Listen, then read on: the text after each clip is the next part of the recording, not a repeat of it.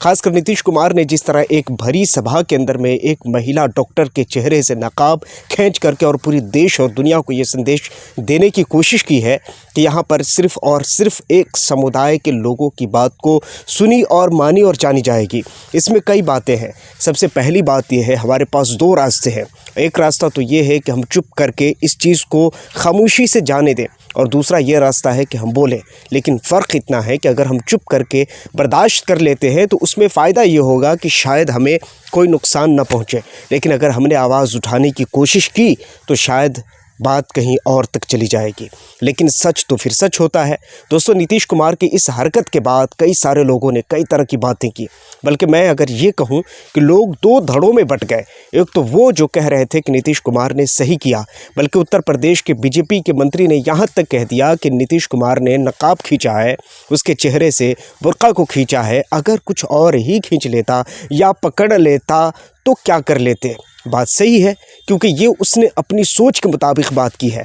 मगर हकीकत ये है दोस्तों, अगर सच में अगर हमारे देश के अंदर में, अगर इसी देश के अंदर में लोकतंत्र और संविधान को अगर फॉलो किया जाता तो शायद इस तरह की बातें और वाहियात बातें किसी भी नेता के अंदर हिम्मत नहीं थी जो कर लेता।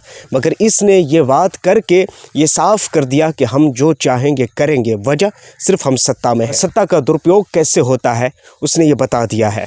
दोस्तों, सच ये है कि नीतीश कुमार की इस हरकत की वजह से इस देश में नहीं बल्कि इस देश के बाहर, मैं बात कर रहा हूँ अरब देशों के बारे में, मैं बात कर रहा हूँ उन देशों के बारे में जहाँ पर करोड़ों की संख्या में भारतीय मुसलमान, जो कि हिंदू भी है, सिख भी है, ईसाई भी है, क्रिश्चियन भी, बौद्ध मत भी है, हर धर्म हर जाति के लोग बाहर जाकर कमाते हैं। उन देशों में भी अब आवाज़ उठने लगी है। और आपको बताएं कि ये जो नीतीश कुमार की हरकत है, इसके बारे में देश में कहा गया है कि इनकी मानसिक स्थिति सही नहीं है।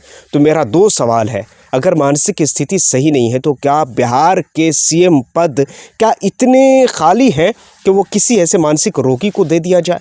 क्या ये सही होगा? बिल्कुल सही नहीं होगा। अगर नीतीश कुमार की सही मानों में अगर मानसिक स्थिति सही नहीं है, फिर उसे सीएम पद पर रहने की ज़रूरत क्या है?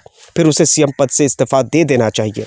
और हाँ, सबसे पहली बात यह है दोस्तों कि अगर एक महिला का नकाब खींचने का अगर इतना शौक़ था तो फिर कम से कम ये तो बता देते ना। हर भाषण का, हर जश्न का एक गाइडलाइंस होती है। अगर उसे नकाब पसंद नहीं था तो फिर वो कह देते कि नकाब उतार कर आना है, वो कह देते कि नकाब पहनकर यहाँ नहीं आना है, मना कर सकते थे। मगर ऐसा नहीं किया गया। बल्कि सच ये है कि उस महिला का भरे मंच पर नकाब खींचना इस पूरे बिहार नहीं बल्कि पूरे देश के अंदर ये दावत देना है लोगों को कि देखो हम मुस्लिम को समझते क्या है, मुस्लिम हमारे नज़र में क्या चीज़ है, वो तो कोई चीज़ ही नहीं है। मगर ये भूल गए कि इसका साइड इफ़ेक्ट कितना ख़तरनाक हो सकता है। हालांकि इस घटना के बीच मैंने दो तरह के सोच रखने वाले लोगों को देखा है।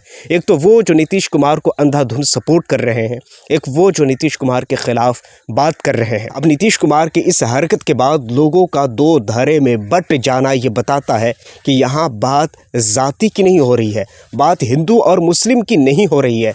बात यहाँ पर ये हो रही है कि इंसानियत किसके अंदर है, सच्चाई किसके अंदर है। अब नीतीश कुमार ने जिस तरह की हरकत की है, एक तरफ तो लोगों से ये कहा जा रहा है, लोगों की मांग है कि नीतीश कुमार यहाँ पर माफ़ी मांगे कि खुद जिस डॉक्टर के साथ ये हुआ है उस डॉक्टर ने साफ तौर पर यह कह दिया है कि हम अब नौकरी नहीं करेंगे, हम अब नौकरी नहीं करने जाएंगे।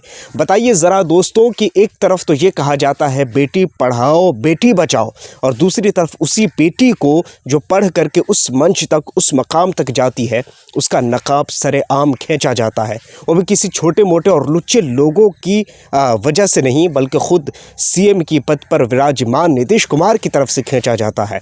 तो सवाल तो कहीं ना कहीं उठना बनता है। अब इस चीज़ को लेकर के अरब मीडिया के अंदर भी तहलका मचा हुआ है और अरब की मीडिया भी इस चीज़ को फुल कवरेज के साथ कवर कर रही है। अब इसका इम्पेक्ट क्या पड़ेगा? इसका इम्पेक्ट तो नीतीश कुमार पर नहीं पड़ने वाला है, इसका इम्पेक्ट सीधा उन मज़दूरों पर पड़ेगा जो भारत से चलकर करोड़ों की संख्या में उन हिंदुओं पर पड़ेगा, जो लोग वहाँ जाकर काम करते हैं, जो लोग वहाँ जाकर मजदूरी करते हैं। यह उन पर फ़र्क पड़ने वाला है। नीतीश कुमार पर तो नहीं पड़ेगा या उनके बच्चों पर तो नहीं पड़ेगा।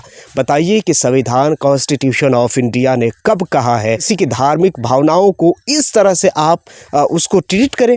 ये तो हो ही नहीं सकता है, ये तो संविधान के अगेंस्ट है। अगर यहीं पर करने वाला अगर नीतीश कुमार की जगह अगर कोई मुसलमान होता तो शायद मुझे लगता है 24 आवर्स भी नहीं होते, उनके घर पर बुलडोज़र भी चला दिया जाता, उनके घर को तोड़ भी दिया जाता, उनको पता नहीं क्या कुछ कर दिया जाता और क्या कुछ कह दिया जाता, इसका कुछ अता पता नहीं है। लेकिन नीतीश कुमार ने अब तक भी माफ़ी नहीं मांगी है। ये साफ तौर पर बताता है कि नीतीश कुमार के पीछे बहुत बड़ी ताकत है, जो ये चाहती है कि इस तरह की घटनाएं, इस तरह की इंसिडेंट्स हो, ताकि हम अपनी रोटियां, राजनीतिक रोटियां आराम से सेक सकें।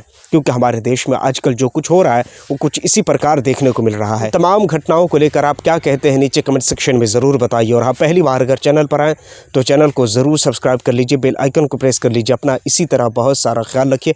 मिलता हूँ किसी और वीडियो और टॉपिक के साथ, जब तक के लिए थैंक यू फॉर वॉचिंग।